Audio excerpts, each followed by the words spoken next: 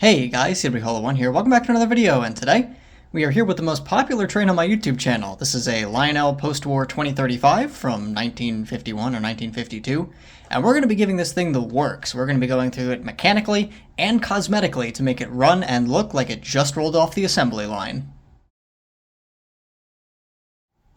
Now, first, a little bit of backstory about this engine, and a little bit about myself and why this engine means so much to me. This engine isn't technically mine. It's actually my grandfather's, and my grandfather and my dad were both instrumental in getting me into model railroading. I can't remember how old I was, but I was really young when I came home and they were building me a train platform in my bedroom. And after that, my grandfather would give me track, transformers, locomotives, rolling stock, and over time I eventually accumulated almost his entire collection, except for one locomotive and 4 pieces of rolling stock.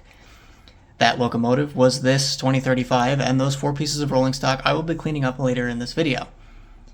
But this engine didn't run great when he gave it to me, and I know that as much as he didn't want to get rid of it, he knew that I could get it running again, and I did. As soon as he gave it to me, the first thing I did was I went through this thing, cleaned up the motor, cleaned up the brushes, and got it running as close as I could to brand new for that time.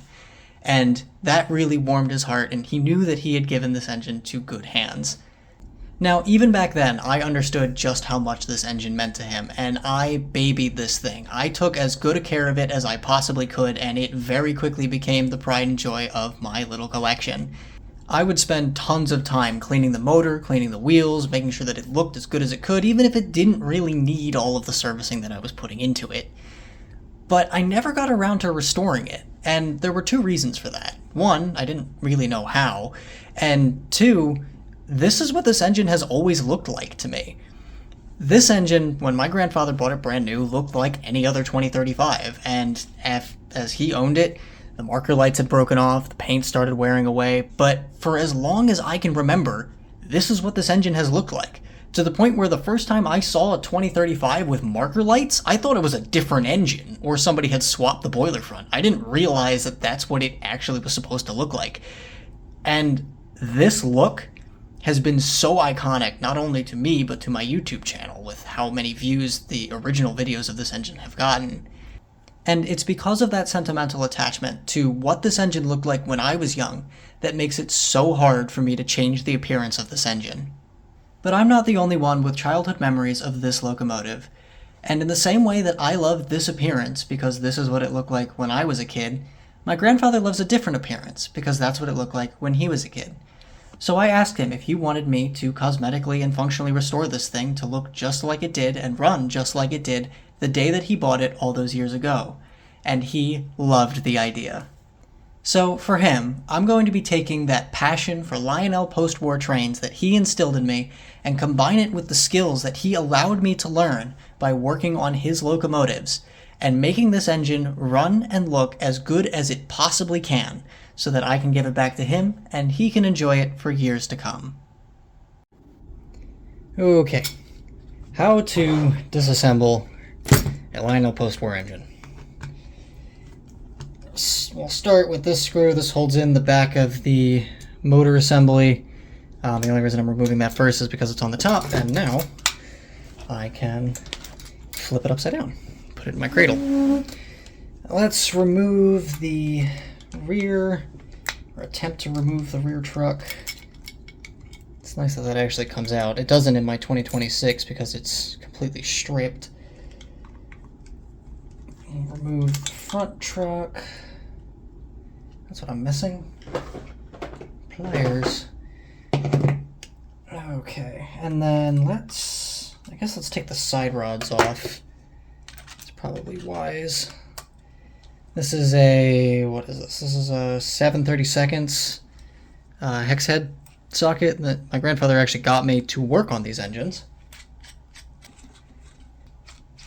Now, the eccentric crank is held on with a Phillips head screw on this engine. On the 2026, it's held on with a slightly larger hex.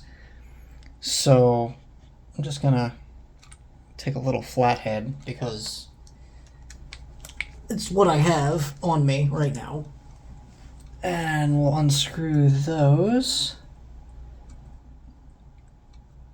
do your best to remember the order that the stack of rods and spacers are. It's the eccentric crank, the side rod, big shim, and then the main rod, and then the wheel. Oh yeah. Magnetraction. Don't know if that's actually demonstrating it very well, but one of the reasons you know it's actually a 2035. So we'll take this out, we'll take this out, we'll take that out, and that, and then let's take off the guide for the crosshead.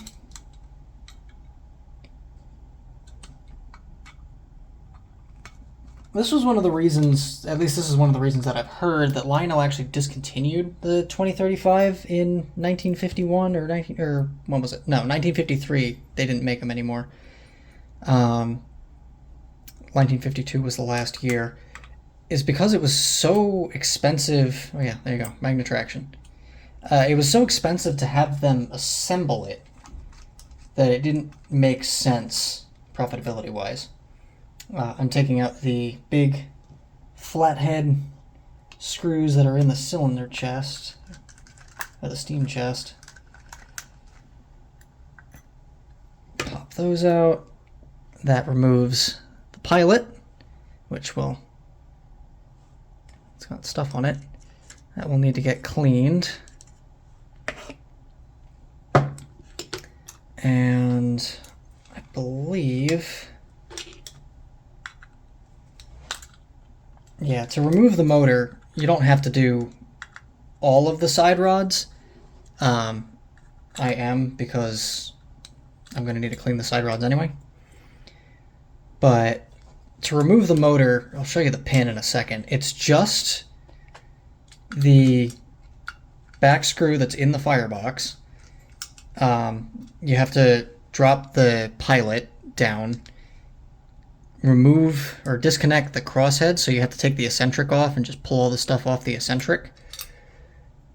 And once you've done that, you're pretty much at this point, and it's still bound in. But the reason for that is there's this threaded pin that's sitting in there, and all you need is a flathead screwdriver and go in there, start unthreading it. It's not going to unthread continuously. It'll unthread for a little bit and then get stuck, but then you can pull it out, and oh, I forgot about that. And the motor comes out. So yeah, that's, I'm pretty sure that's what's left over from the original smoke unit. So yeah, I'm gonna attempt to pull the light bulb out without breaking it. I may just have to take the boiler front off. Where did my little screwdriver go? Here it is. I always put tools in literally the worst spot. I'm just gonna take a little flathead, poke it in between the boiler front and the shell, give it a little twist. Let's try that again, give it a little twist, and that releases it, so that can get popped out. Pull the bulb out. There is our original boiler front. Still has the 5690 really nicely stamped on there. Fisher headlight through the bottom. Take our shell, set it off to the side, and there's our motor. And as you can see, the bearing plate is not attached. So, yeah. Alright, I just organized my screws a little bit so I don't forget where everything goes. Tender shell just comes off pretty easily. The whistle is held in with two flathead screws, one right in the middle, and one up by the front truck.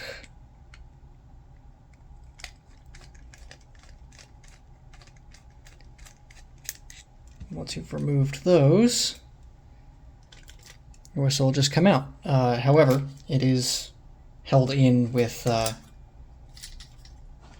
you know, this wire, so we can remove the grounding screw that holds on the relay, or I guess the mounting screw for the relay that also happens to double as a center rail screw. It's not a ground.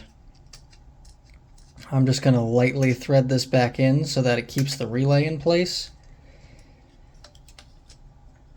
And maybe this wire pulls through. Please let this wire pull through. It does not.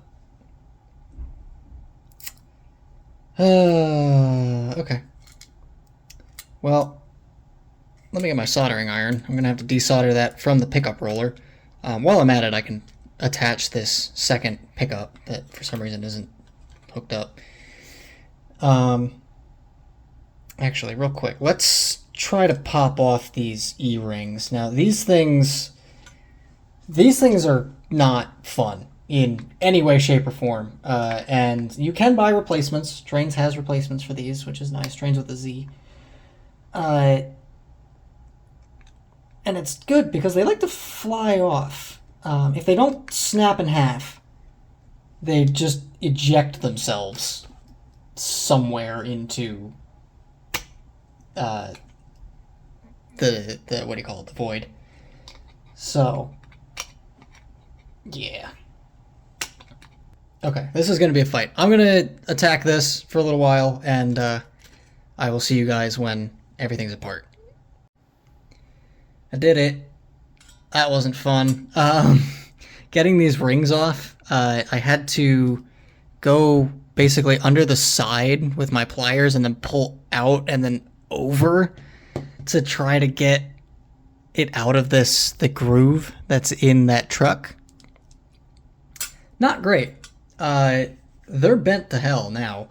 You can reuse these. You can stamp them out, or like hit them with a hammer, or crush them down with pliers and make them flat again. And you can reuse them. I have replacements though, so I'm not going to be reusing them. I'm just going to put in the new ones. But yeah. So now that this is all apart, I did, by the way, I put the grounding, or not the grounding, I keep calling it a grounding strap because it looks like a grounding strap. It's not a grounding strap. This is the center rail. I put that back in the relay little screw thing so that it, reminds me where that goes. But yeah, I'm gonna go wash all these off in warm soapy water and go at them with a toothbrush, try and clean up as much as I can, and I will see you guys when that's done. So when I did this with the 2026, these came out really nice, and this did too. It's not perfect, but nothing that I can't touch up with a little isopropyl alcohol and some paint. But yeah, there's like a really thick layer of like grime on this engine, and I don't know what it is, but isopropyl shouldn't have a problem with it. The tender turned out pretty decent. I missed a spot on the back here with the brush, ignore that. I do need to, I should have taken the wire out before I cleaned it because I missed all that too, but I'll take that out now and I'll clean up the bits and corners with the miso, and that should be good. Pilot came out decent enough. They all need touch up, but that's the way that goes. So I did also, I used the toothbrush and cleaned up the wheels a little bit without having to soak the motor. So those are a little bit better. But yeah, I'm going to grab my 91% isopropyl alcohol and basically go over the whole locomotive shell and like the pilot if it needs it, and then the tender shell, just to touch up anything that I missed and get rid of whatever this really tacky stuff is that's on the boiler. So I was looking at this and it looked like somebody had repainted this at some point at first, because as I was cleaning it, I was taking off a lot of paint, or what looks like paint, and it got me wondering if somebody had gone over this with like a rattle can or something at some point and just done a really, really good job. But I asked my grandfather about it, and First of all, I have to correct my earlier story. He didn't buy this new. His dad bought it for him new in 1950. So this is a first-year production 2035 that was a gift to him from his dad, which is amazing.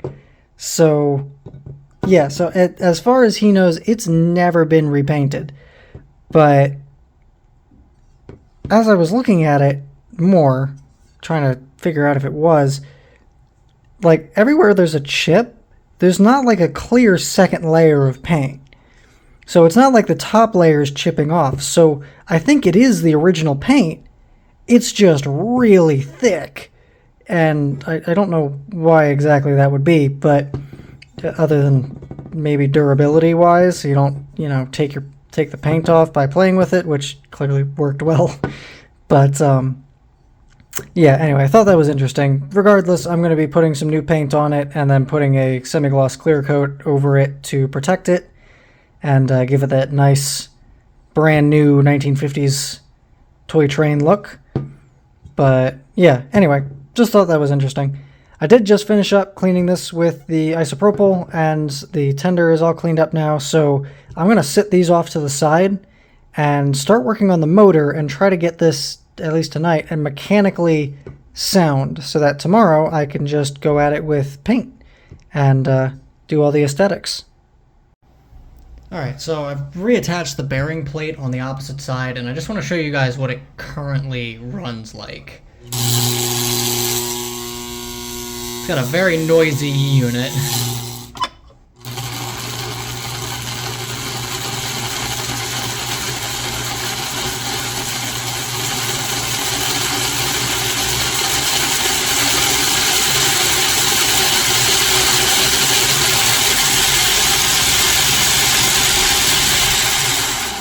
So that's full stroke forward.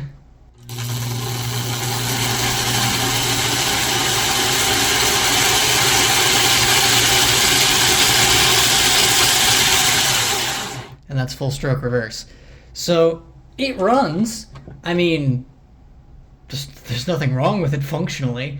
It's just very loud, and it's not smooth, or it's not as smooth as I would like it to be. So I'm gonna see if I can make it any better, doing my regular servicing, and I'll bring you guys along and show you guys what I normally do. So I've taken the brush plate off here, and then here are my brushes. I am replacing these. I have new ones, so those are just gonna sit as is.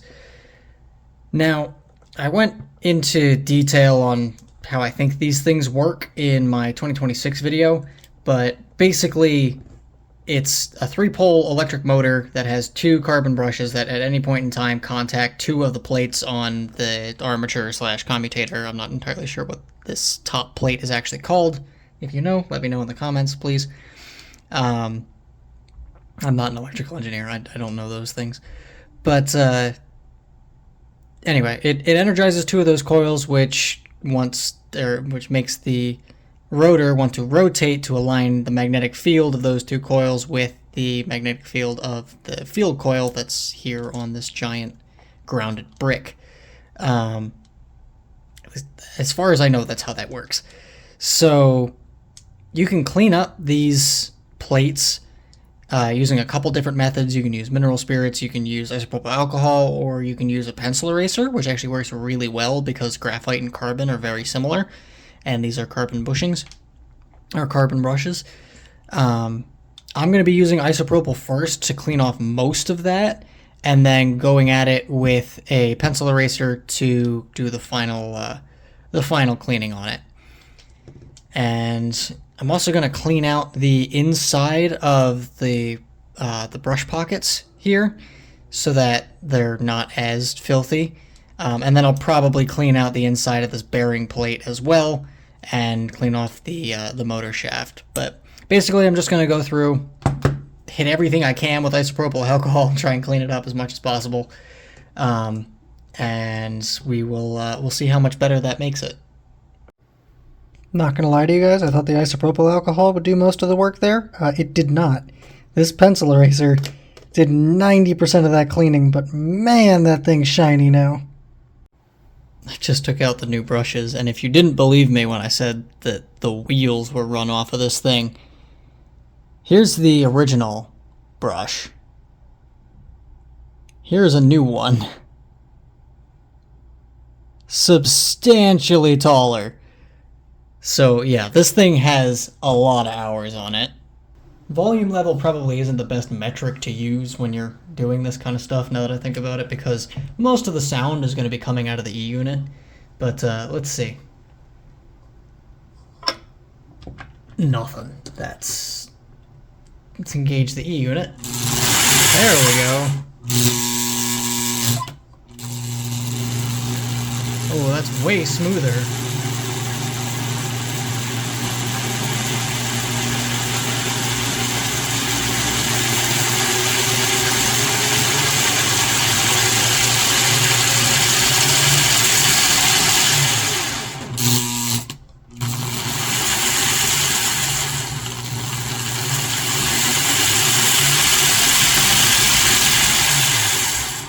Massively smoother. And if I disconnect the E unit,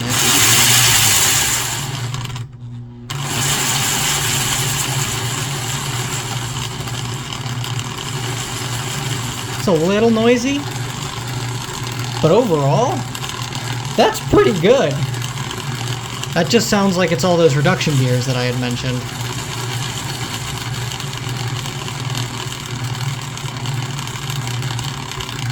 Yeah, that's pretty nice. Okay. Let's re-engage the E unit. And now, I think I am going to take a look at that E unit and see if I can clean anything up with that. And then I'm going to clean the wheels just by taking some ISO and a paper towel here and just holding it against the wheel sets as it's running. And then I'll get into the smoke unit. Now, to remove the E unit, it's actually pretty straightforward. It's just one screw. It's probably supposed to be two. I just have the one in here. And then once you've removed that, then the whole E unit comes out. Like so. Now I do have other E units, but none of them have this armature on it. So I can't put a new E unit in. But I do want to make sure that this drum is nice and clean, because the way that these work is there's an electromagnet, which is that big coil, which is attached to a plunger, which has this little paw on it, which goes down to that little drum wheel down at the bottom that you can't see because my lighting is terrible.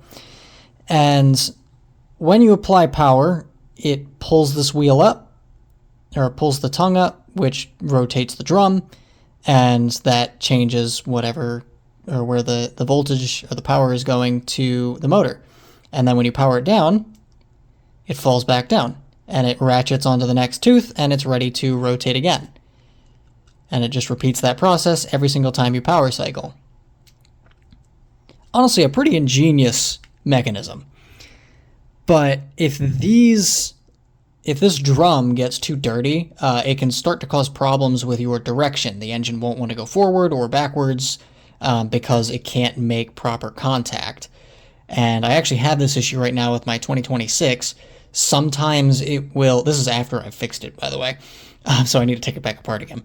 Sometimes it won't go forward and it won't go backwards, but it's only on certain drum positions, because other times it will go forward and it will go backward. And it's not the motor binding up, it's just this drum is dirty because I didn't take this out to clean it when I did that engine. So I'm doing that here, and I'm telling you guys about it because I didn't mention it in the other one. So yeah, clean this drum with ISO or some sort of electric cleaner, or I don't know, whatever else you want to try to clean it with, but make sure that that's clean.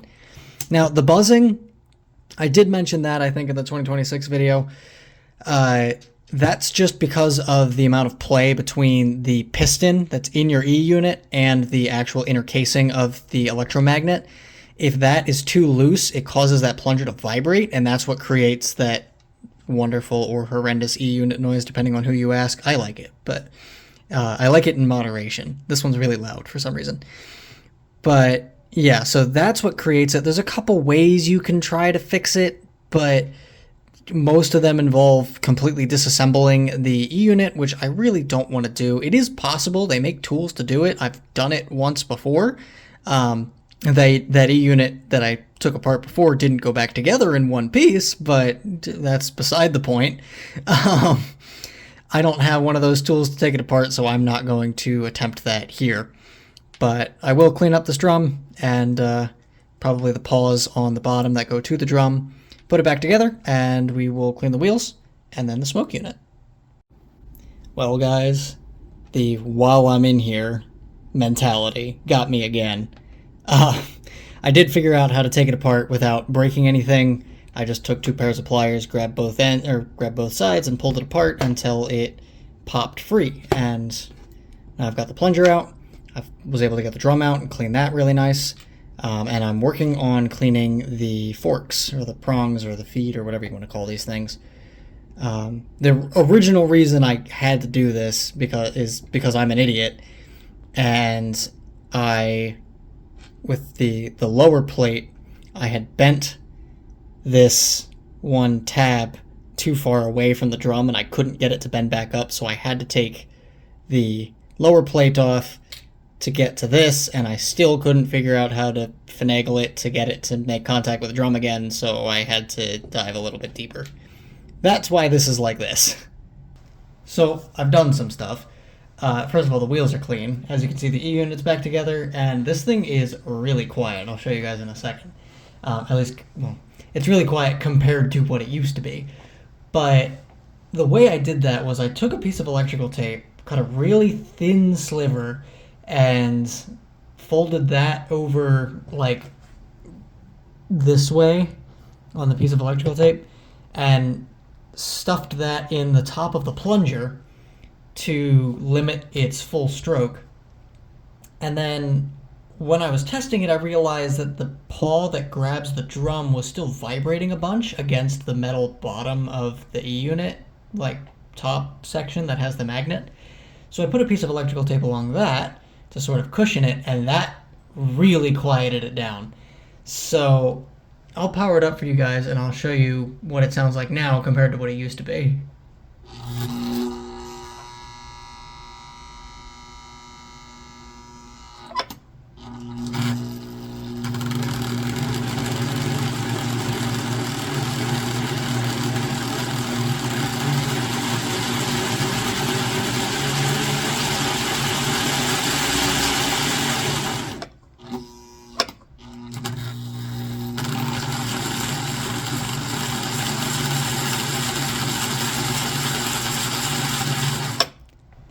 That sounds so nice.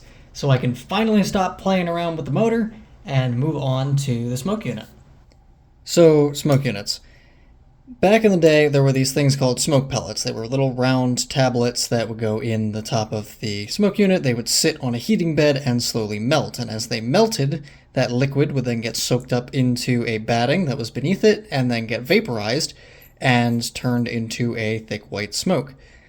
Now, this worked just fine. It left solid white deposits on the top of the engines sometimes, and so over time, the industry moved towards liquid smoke fluid, which basically just cuts out the melting of that solid tablet, which was what was leaving the residue on top of the engines, and instead you just put the liquid directly into a batting. Now, this smoke unit is the original style that has the heating bed for the pellet. So what I've got is this. You can buy these from a whole bunch of places. I got mine from Rudy's Toys, and this is a liquid smoke unit conversion kit. And what this does is you take apart your pellet-based smoke unit and you put in these internals, and that basically turns it into a liquid smoke unit. Now, pellet smoke fluid, or pellet-based smoke units, will work with liquid smoke fluid because all it's doing is just cutting out the step where you put the smoke fluid in. However, if you put it in when it's even remotely hot, that liquid goes directly onto the heating element and crystallizes, and then you get nothing. So it doesn't work great. So this will fix that issue and give us a really good smoke output, as I learned on the 2026. So without further ado, let's get into this thing. Now the first thing I'm going to do is stick my screwdriver in the top and pop off the cap. I did this a little bit earlier because I just had it sitting around. I wanted to learn how to do this, so that's why it came out so easily. This is what's left of the batting that would soak up the melted smoke pellet, and if you can't tell, it's pretty bad. Like, really bad and old, and I don't even know what that material is, but it needs to go. So let's bend up our grounding tab here, and then we can push that through. Maybe. How about if we pull it through? Okay, what is going on here? There we go. Use your screwdriver, pop it through, and voila. And now, how do I get this wire through? You know, you can probably desolder that. What I'm gonna do is take the easy way out and give it the old snip snip. And then I can pull the old wire through. I have my cap, which I'm not gonna need because the new one comes with one. And this is the bed that the pellet would sit on to melt. Pretty neat. Really cool piece of old tech. And this little guy created a trend that would very soon, well, I don't want to say very soon, but in 2009 and onward would get blown completely out of proportion with the Vision Line series when there's now smoke everywhere, which is honestly pretty sweet. But yeah, this was the beginning of that. Alright, I'm going to go through and clean out the inside of this chamber, and then I'll crack this thing open and we can start putting it together. So I cleaned this thing up as much as I possibly could, and I think it's looking way better now than it was. So next up, let's open up our smoke unit kit, and it comes with instructions, which is nice. I've done this before, so I'm fairly confident in what I'm doing. Now, if this is the same resistor that was in the other pack, which I don't see why it wouldn't be, this is a 3 ohm resistor, which is really small, and this thing gets really hot. It makes a whole lot of good smoke output. This is our batting, or our pseudo batting. That just gets packed in to the bottom. Our smoke unit heating element, you're going to place the wick, or the wicking material over it. One end goes through. You can wrap it around. Have the other end go through. And then it kind of gets snapped up into the top, sort of. As long as it's close enough to the middle, you're fine. Like so. I'm going to bend my tabs forward to make it stay, and then all you do is press it on. And that's pretty much all there is to it. This little spring needs to go in this cap, so I have to bend this bracket back to get our cup out. Spring sits in here.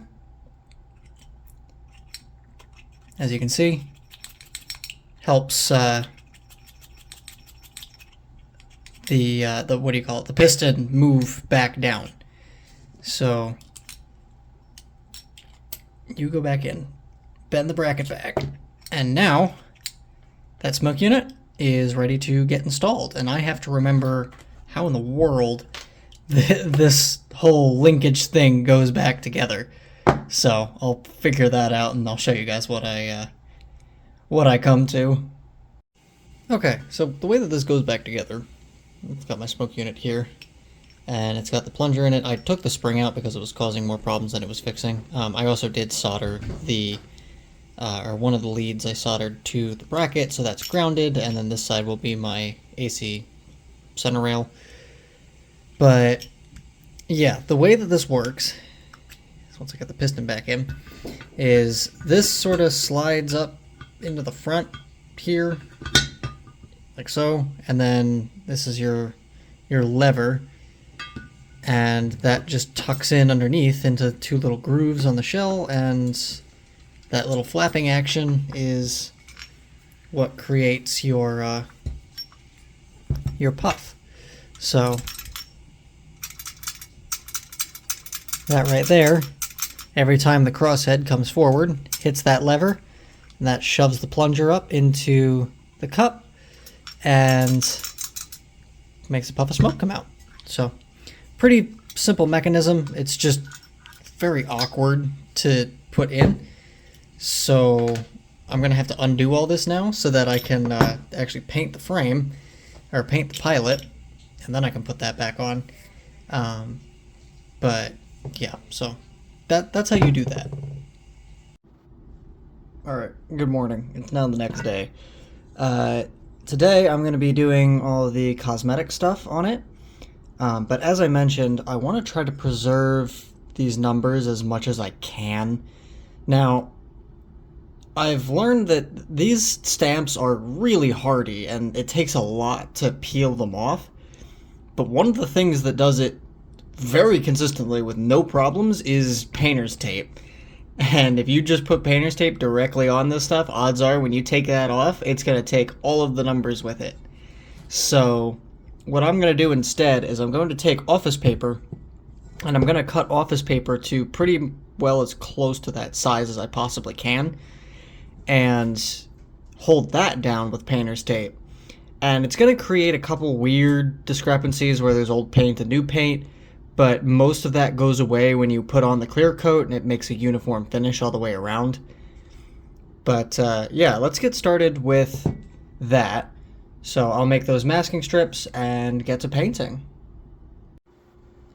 So I've got the clear coat drying right now on the larger pieces, and I'm going to start doing the smaller details by hand. So I'm using a semi-gloss finish for the larger pieces. So for the smaller pieces, I can actually get away with a gloss finish just to add a little bit of pop to some of these smaller details.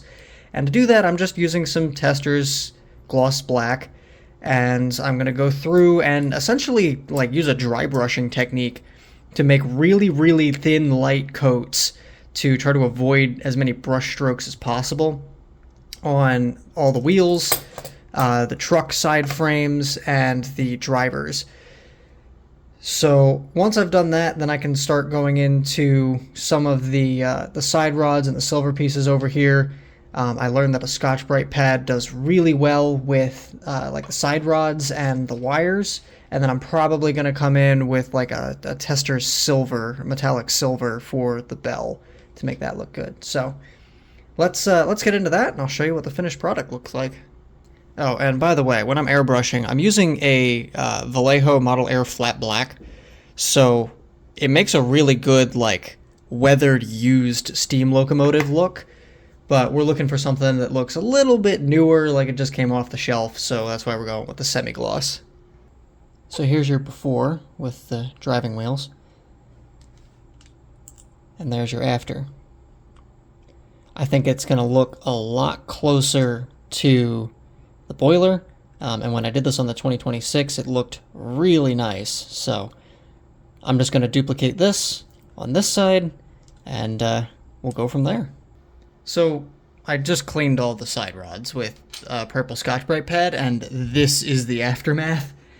Yeah, there's a lot of material that came off the side rods and the Scotch-Brite pad itself, so that's what all this is. But the side rods look really good now, and they're very nice and shiny. So that was the objective. Looks great. I did clean up the handrails, and I learned that the tender handrail is actually like this sort of brassy color, which is interesting. But anyway, The last thing I have to do is try to clean up this bell, and then I believe we're ready for reassembly. Well, they are very shiny. There's a couple spots where it's not perfect and the clear coat sort of ran, but you know, for an aerosol can, it's pretty decent.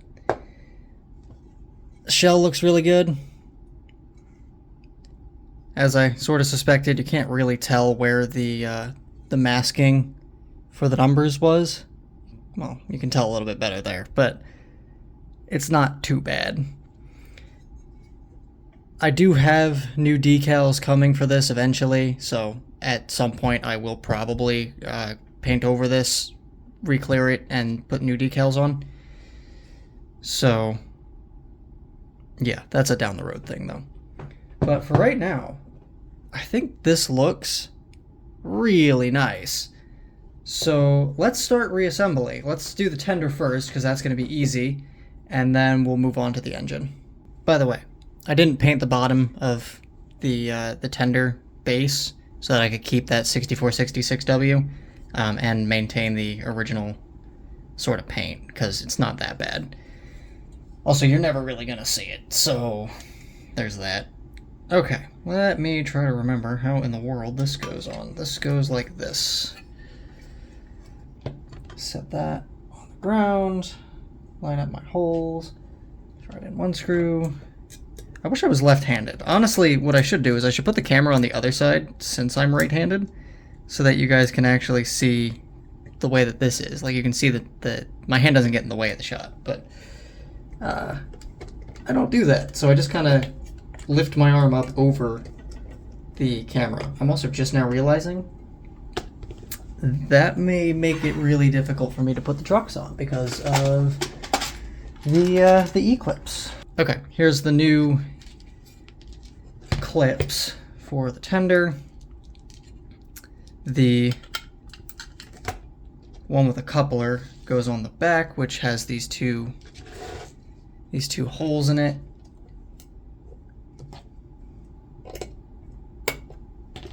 I love how nice those just snap into place. Fish my wire through now so I don't forget later.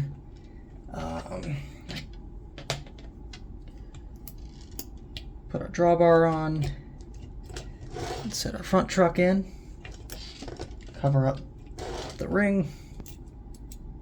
Set that into place.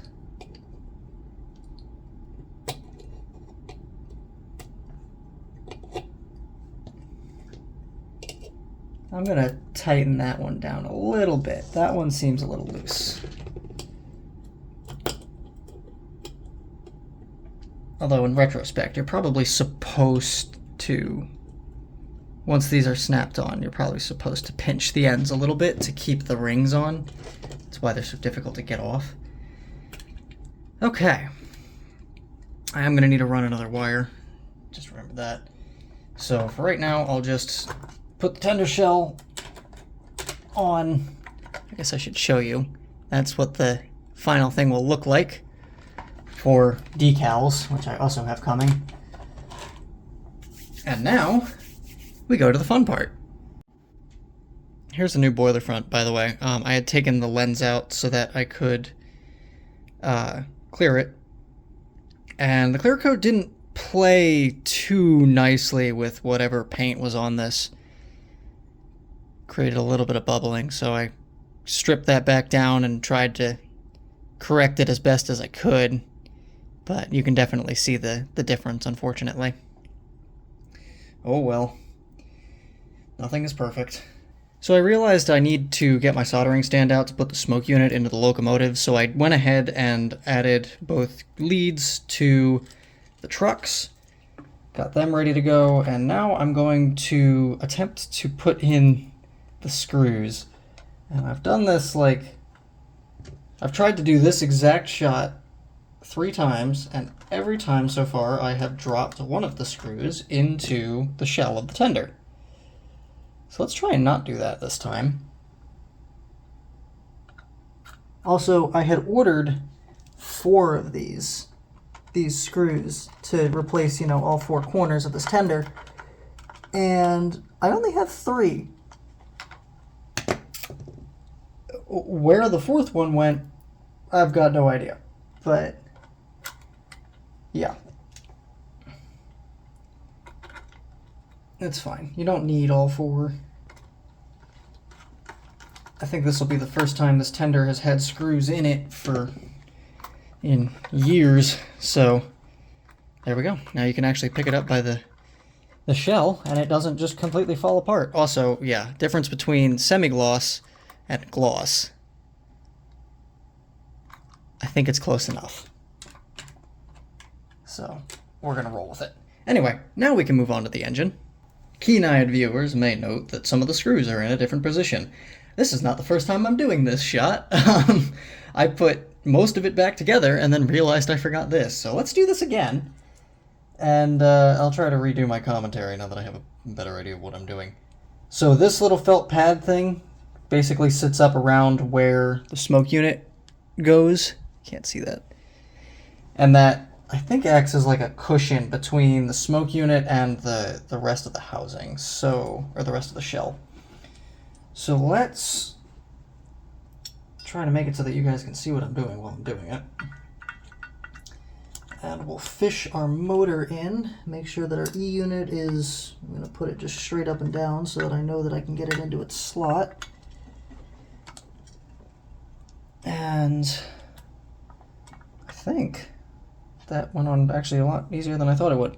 Now we have to fit our smoke crank in here, but I have to fix the plunger first. Alright, plunger is fixed.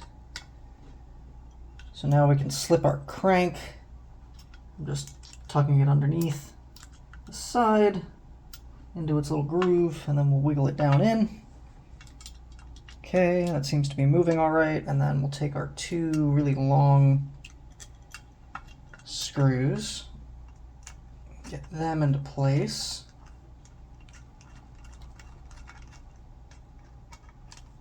Not going to tighten them all the way down in case I mess something up. And flip it over. And our armature is doing armature things. I can hear the smoke unit moving up and down. Sweet. Okay, let's put in the screw that holds the back of the motor so that I have a little bit, or the motor's a little bit more secure while I'm doing the rest of this. And then now I have to try to fish this rod through. Now the rod can only go one way. If you try and put it in on the wrong side, it won't slide through.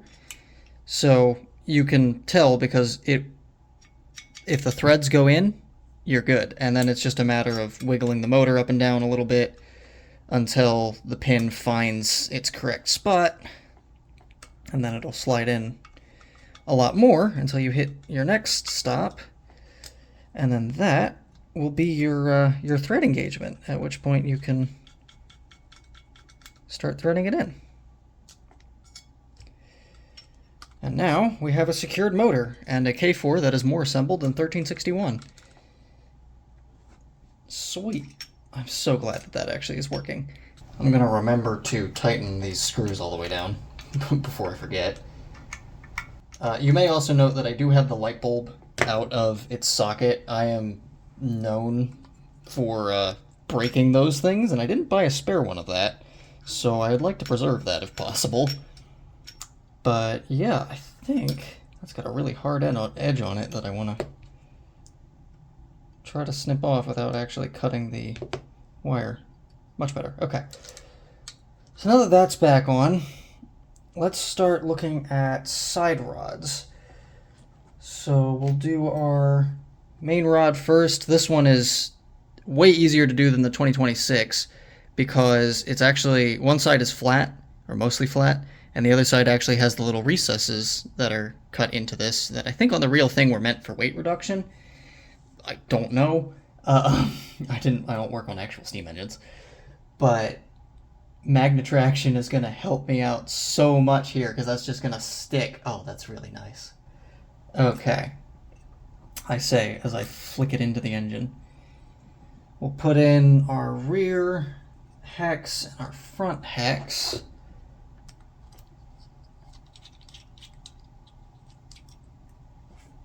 Tighten that down a little bit. Tighten this down a little bit. Oh, I don't know if I ever finished my statement. Those little cuts go out. They're details that you want to be able to see when the engine is assembled. So I think that is that. Let's give that a good crank. That a good crank. Hands are already dirty. I've cleaned them like 6 times today. These things are messy. That's just the way that it goes. Okay, now I need to figure out which eccentric and various linkages go on here, and the answer is this, because it's got the step that comes out towards me. So I'll take my eccentric screw and start to thread that in.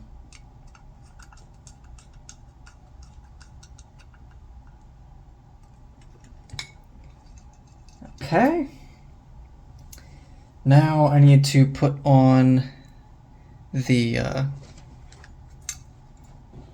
crosshead guide, which has to go above when you're assembling it. You guys can't see what I'm doing.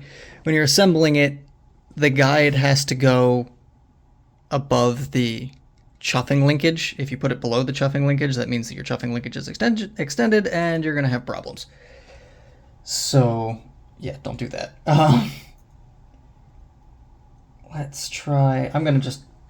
You guys, unfortunately, are not going to be able to see what I'm doing. I will hopefully show you better on the other side. There's our crosshead guide and our eccentric crank. So, with those installed, most of the hard work is done. So I did paint the crossheads, and the way I got the side rod off is just by removing the screw that's on the side that holds on the side rod. So to put it back on, it's just the reverse process. There's a standoff here, and the rod goes on the side. You take your very steep threaded screw and slide it on and crank it down. Now, these are sighted, not because of their appearance, but because of those threads. So if you try to put in that screw and it's fighting you and it won't go all the way down, don't force it. It's because the cuts that are in the crosshead are the wrong direction for that screw. So you have to put the rod on the opposite side, or just grab the other crosshead to do the side that you're doing, and it'll thread right in. So that's that. This will get slid onto our crosshead guide, and now we get to put on our big spacer, push the side rod on top of that spacer, and then we'll sit our eccentric crank in. Now these drivers are keyed, so there's only one way that I just happened to get first try. That's okay, weird. There's only one way that they go in. You can put them 180 out, and you will know if you put them 180 out because 1, it will look silly, and 2, it will not run. You want the eccentric pointing towards the center of the driver in its little keyed groove. Let it bite in. Now over the years, I have stripped out these screws pretty bad, so I'm going to use a flathead screwdriver because it has a little bit more bite to put the final torque on it. And just like that,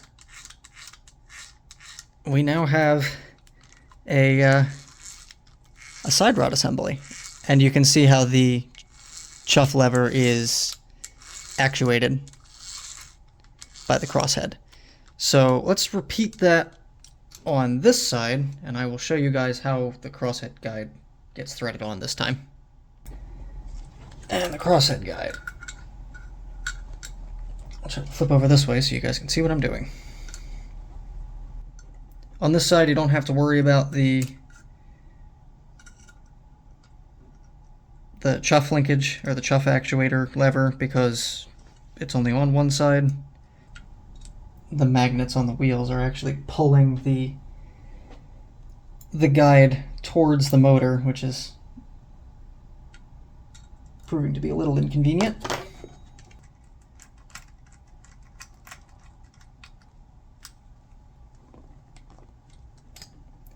And there we go.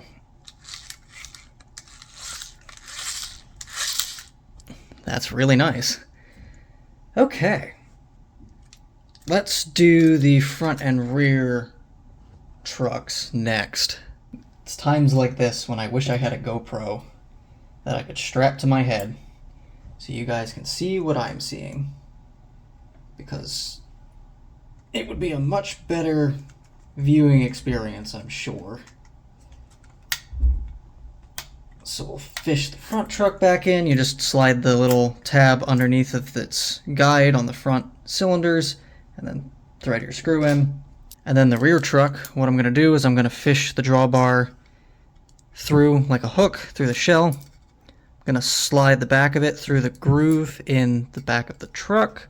Make sure it goes over the sprung pad that's on there. Set it down so that the hole for the drawbar and the hole for the rear truck are roughly in line. Take my shoulder screw and start threading it down. And just like that, you've got a rear truck on. Also, I love the fact that there's a booster truck, or like a booster axle, on this K4. Wait, well, K4, this truck should be up here, but it's a 264, which is an Adriatic type, and this has a booster on it, which the K4 has never had boosters. So, yeah. Anyway, that's pretty much that. Let's put the bell on. If you can't tell, I'm saving the boiler front for last, because that's going to be the main transformation. Alright, that's going to be fun to try to sandwich on. I'm going to need a cloth to protect it. I fought with it for a little bit, and then I realized that there's a step on the bell that prevents you from pressing it all the way down, so that's in as far as that will go. Let's do our handrails next. Trying very hard not to scratch up the nice new paint.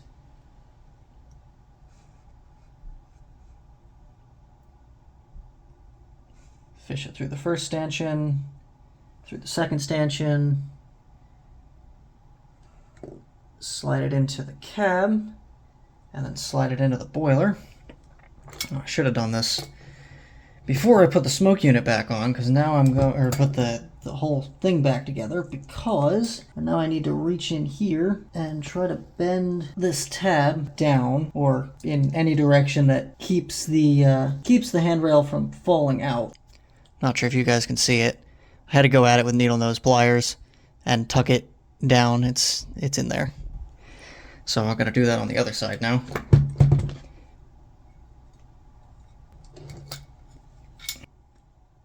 I have to fight the urge to pinch it between the outside of the shell and the inside of the shell to crimp it, but that is in pretty solid. This one's a little flimsy. I might try and tighten that up real quick. And then the last piece. Now, it is worth noting that the way that this grounds itself out, because the outside of the light bulb casing needs to be grounded, is it uses these metal tabs that press up against the die-cast shell. Now, the paint that's originally on it, I think, is electrically conductive, and it's just fine. The paint that I put on it is not. So I'm going to go in there real quick with a file and file away the new paint to make a good electrical contact for the boiler front, so that when the light bulb is in it, it actually lights up. Alright, so let's put our bulb in, snap it into our new housing. I'm going to bend in these forks a little bit to try and hold the light a little bit better. And then we try to fish it in without completely destroying the paint or the boiler front. Well, it doesn't want to seat all the way. So I'm going to have to figure out what that's about. But there you go. That is a fully assembled and restored Lionel 2035. I got it. Don't bend these wires down. It interferes with the bracket that holds in the boiler front. Bend them up, and you won't have a problem. But there we go. That's now in, and I'm looking at my workbench and realizing I did forget something. The wire for the back of the 6466W tender. So let's put that on. So I did that off camera because that is a pain in the neck. But it's in now, and looks pretty good. So I have the ends are bent up. You can't see it because my lighting's terrible. But I can put this back together now, and I can show you guys the rolling stock. Now, as I mentioned earlier, there were always 4 cars that I remember being paired with the 2035. Now, whether or not these were actually the cars that my grandfather kept as his last cars to run with this engine, I genuinely don't remember. But these are always the 4 cars I remember seeing behind it, and so these are the cars that I always pair with it. So what these are, it's a 6454 Pennsylvania Railroad boxcar, a 6465 Sunoco tank car, a 6452 Pennsylvania Railroad gondola, and a 6457 lighted caboose. Now, for all of those that are saying these aren't the cars that were paired with the 2035 in the catalog, you're correct. I did actually find a catalog photo of a set being headed by a 2035. I don't know what year the catalog is, but it's pulling a Lehigh Valley hopper, the Sunoco tank car, a New York Central gondola, and a similar looking lighted caboose. Now, I do have everything to build that set, except the New York Central gondola car. I have a Lionel Lines gondola car, and I do have the Lehigh Valley hopper. But for some reason, this is just the set that I've always seen with this engine and remember seeing with this engine. Whether that's because it's got the Pennsylvania boxcar and the Pennsylvania gondola, I have no idea. But this is just the set that I remember seeing, so this is what I always run with it. Anyway, as you can tell, all of these cars are really dirty and desperately need to be cleaned, so I'm going to be giving them the same treatment that I started the 2035 with, and basically just bathing them in warm soapy water and trying to get them as clean as I can. I'm not going to be doing a full restoration on each of these cars because I don't have the time or the money to do that right now, but maybe sometime in the future, if I have that level of disposable income and time available to me, I can go through and restore all these cars. I will just need to make a lot of custom decals, but that's a later date project. For right now, let's just clean these things up and see how good I can make them look. If you're wondering why there's a milk car now, this might be another video. I need to test it and make sure it works. But soapy water is great for taking off light dirt and dust, and that's all I was hoping this was, but it was apparently not. There appears to be some sort of residue or mildew or something growing on some of these cars, probably from being in storage for a while. So I'm going to go attack these with some Windex because I don't want to hit them with isopropyl alcohol because I'm not repainting them right now, and I don't want to take the old paint off. So I'm just going to use some Windex and just try to clean these up as much as I possibly can. That looks so much better now that it's not all covered in whatever the heck that was. Last thing I have to do for the rolling stock here is put a new ladder on this caboose. The front ladder is missing. So I've got a replacement here, and it looks like I need to take the shell off to slide this lower portion underneath between the shell and the frame. So there's a screw up front, and there's a screw in the back, and the whole top should just come off. Yep, so it's a screw on the front, screw on the back, and then the frame comes out, and to attach the ladder, you just hook it into the groove on the top, and then there's a little cutaway on the bottom that you just slide it up into. And if you want to feel extra frisky, you can bend the bottom of the ladder up so that it hooks in and stays in. I'm going to do that on the original ladder here that's all bent out of shape, like so, and then this just sits back down. The ladders go between they go further inboard of the outside railings, and then it's just a matter of trying to finagle this thing back on without breaking off any of the details on the bottom and bending anything horribly out of shape. So I'm going to do this off camera because this is a pain in the neck. And just like that, we've got a ladder on both sides. Very nice. So the last thing I have to do are decals, and I don't have the decals for the 6466W tender, and I don't have the new decals for the 2035 yet. But what I do have decals for is this. This is Lionel 6-19833. It is a Railsound steam tender based on the post-war 2426 tender. So this is the 6-axle tender. And this is a really cool concept. So Lionel, in the early 2000s, which I think is when this was made, a lot of people were still running the MPC era stuff, and a lot of people were running post-war stuff, but they wanted the modern rail sounds.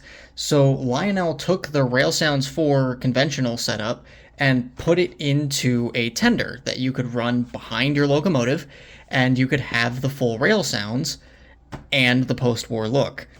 This is genius, and why there isn't a modern day equivalent of this with like legacy rail sounds is beyond me, but this is so cool. So I'm going to open this up, we'll take it out, and I got to put some decals on this thing. And here it is. I'm amazed by this thing every time I take it out of the box.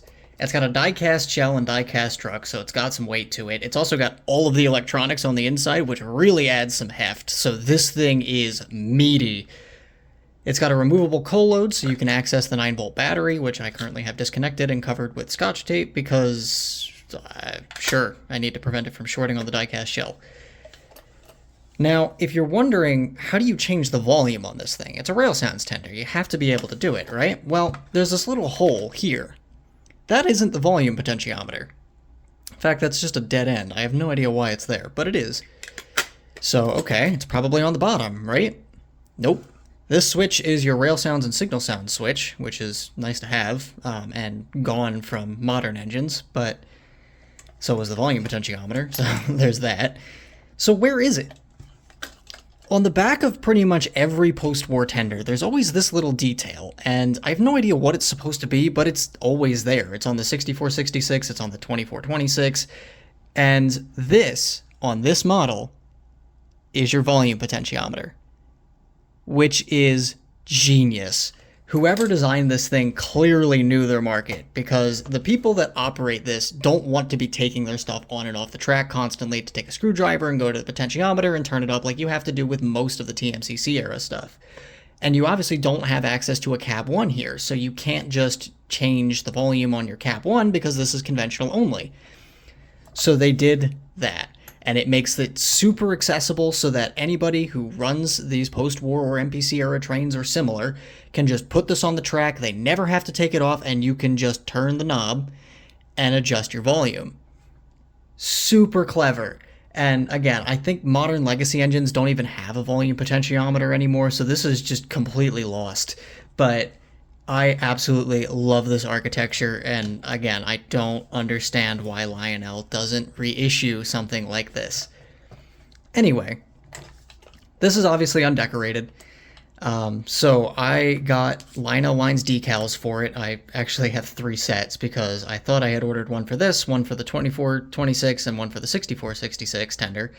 And I didn't. I accidentally ordered 3 sets for this one, so now I have spares in case I mess it up, which is very likely, by the way, because these are long decals. But yeah, I'm going to clean this thing up and get it prepped for those decals, and we will throw them on. I think that looks really good. Problem is, that's what it looks like when you just put them on right out of the package. So, yeah, you can't just use them as one decal. You have to actually cut out the individual letters and space them out to the, where they're supposed to be. So I had a reference photo up, and that's what I was using to line these up. And as you can see, they're all a little low, but it's whatever. It's good enough. I'll do it better on this side. But I've got to scrape this decal off, and start over. So I'm glad I have extras, which, by the way, 2 of the extras were just completely unusable because there's just random paint in the middle of letters. So, yeah, that kind of sucks. They're also a completely different shade of silver than the other 4 that I had. So, I don't know. But, yeah, I'm gonna scrape this off because this looks dumb. And, cut out some more letters and do this side after this side has dried enough that I can just set it down. I am trying to figure out if I want to do the semi-gloss clear over these, because as you can see there is a little bit of shine to the decaling. So when it's in the light you can tell that they're decals. So if I hit that with that semi-gloss clear, that should go away. The question is, do I want to mess with it anymore, or do I just want to leave it as is? I think I will hit it with a semi-gloss just because that shine's going to drive me nuts. But yeah, I'll let you guys know how that turns out. In the meantime, I'm going to do this side, and I was going to record how I'm doing all this, but you guys have seen me do decals before, and this is very tedious. So I'm not going to spend a half hour of, like, uncut me just doing decals, because that's about how long it takes to do a side. So here's what I did for masking, because I just wanted to hit where the decals were, and they're still a little shiny, but at least now the shine matches the rest of that section. So I'm hoping that when I pull this off, it's not totally different from the rest of the tender. But yeah, let's play the game of did I fix it or did I make it worse? Oh.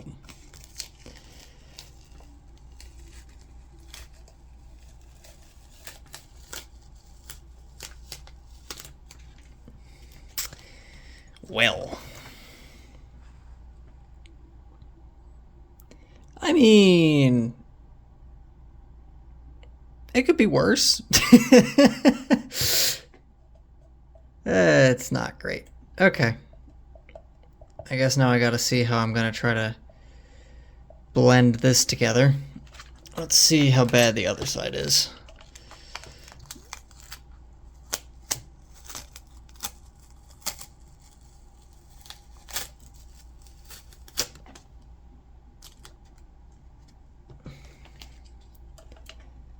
That side's actually a little bit better. Yeah, so good side, less good side. All right, let me try and feather this out, but I think for the most part, I think that looks pretty good. I'm quite happy with that. Okay, so, by the way, the lettering for those decals are just too big to use for the 6466 and the 2466 tenders. I need smaller lettering. But anyway, let's take that off. Put on our Rail Sounds tender. Man, that's a good look. I know prototypically it makes no sense. K4 New York Central tender, but whatever. That looks awesome, and I'm sure it's going to sound great as well since the sounds are unchanged.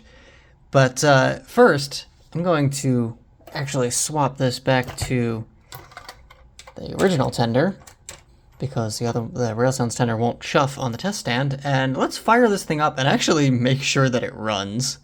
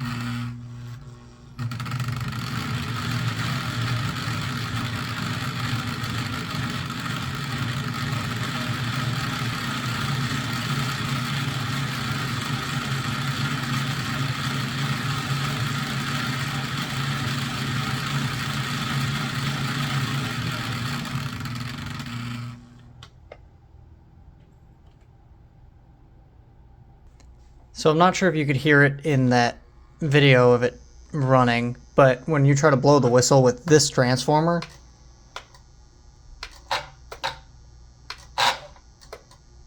for some reason the relay just doesn't like whatever output this is giving. It does work. I've had it working with this transformer when it's running pulling a load, but for some reason it just won't do it when it's on the test stand. I don't know. Anyway, I'm going to run this with some cars just on my living room floor. I don't think I'm going to record it, but I will take this to our club layout and get some footage of this with the 4 freight cars that I cleaned up earlier, and maybe my Madison cars, if I can dig them out of the storage unit before I go over there.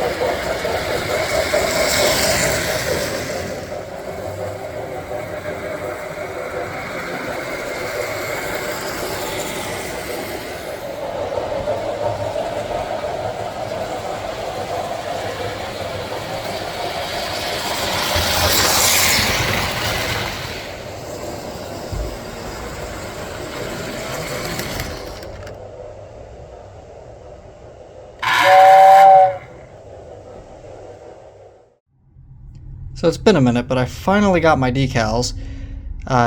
These are all water slide decals, are all white. This is Lionel lines for the 2466 and 6466 tenders. I've got the 2026 decals, that's my test bed, so I'm waiting for the gloss coat to dry on this. And then I've got the 2035. So these should work a lot better than the adhesive ones that I had gotten. So yeah, we'll see how they go. But the basic process is I'm just taping off the area where the decal goes, going over it with a gloss coat, putting my decal on, letting it set and dry, and then hitting it with the semi-glosses. That's the process I typically use, and it seems to work pretty well. For the 2035, I need to paint over the existing numbers. I'm going back and forth on if I want to try to scrub the old ones off with isopropyl alcohol or just go over it with black. Either way, it's going to be black at the end. I think it's just, I might get a little bit of a guide if I just paint over it so I can see where the old numbers were. So it'll help me line up these ones. But yeah, we'll see what I end up doing with that. But for right now, I'm just doing the 2026 here. I want to get this done so that I can make sure that my process works. And then we'll touch the engine that we actually care about. Alright, semi-gloss is drying on the 2026. The numbers have been painted over on the 2035, and I've done a little bit of touch-up. I still need to actually dust it before I can hit it with a clear coat. Or at least dust the rest of the thing before I hit it with a clear coat, because overspray. And the clear is drying on the tender here. So I'm annoyed by the fact that it looks very brassy. I was hoping that when I cleaned it with a Scotch-Brite pad it would turn out more silver than gold, but it did not. It turned out very gold. So I'm going to try to touch it up with just some Testors metallic silver here, and we'll see how that ends up looking. I know it looks relatively silver on camera, but you know, it is very gold, I promise. Yeah, I think that looks way better. So, yeah, now I'm just waiting for the clear to dry, and while this continues to dry, I will dust that off and get it prepped for its gloss clear. If you were curious as to what these would look like if they were like ultra glossy, there you go. I just put on the semi-gloss clear. It's not on the front of the locomotive, it's just on the back because that's where the decals and the touch-up paints or touch-up places were. So, yeah. But that's what it looks like when it's done drying. Very nice. So I'm going to let this fully dry overnight, and I'll show you guys what it looks like tomorrow. So at first glance, this looks pretty good. And then the light hits it, and you can totally see the decal. So yeah, I may try to hit these with Microsol one more time, just to try to get rid of some of that, if possible. But overall, not terrible. When the light's not directly on it, it looks really good. The locomotive numbers are the same way. Looks fine till the light hits it, and then you can kind of see the decal paper. I'm really glad you can't see the transition between the new semi-gloss and the old semi-gloss, so it all blended together, which is nice. That's what I was trying to do. But yeah, that's pretty much it for these engines. Now that this and the 2026, now that they all have decals, I think they are good to go. So there you have it. That was my refurbishment / restoration of this Lionel Postwar 2035. And just like the 2026, I am so happy with how this turned out. Not only cosmetically, but functionally. It runs really smooth, it smokes great, it's got a working whistle in it, and it looks fantastic.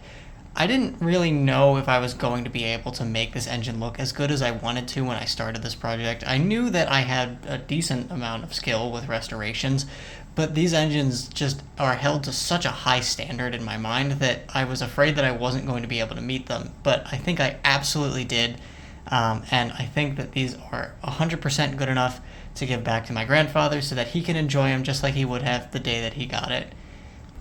I hope you all enjoyed, and I hope you all learned something. If you guys have any questions about anything that I did on this project or why I did it, feel free to drop a comment down below and I will do my best to answer.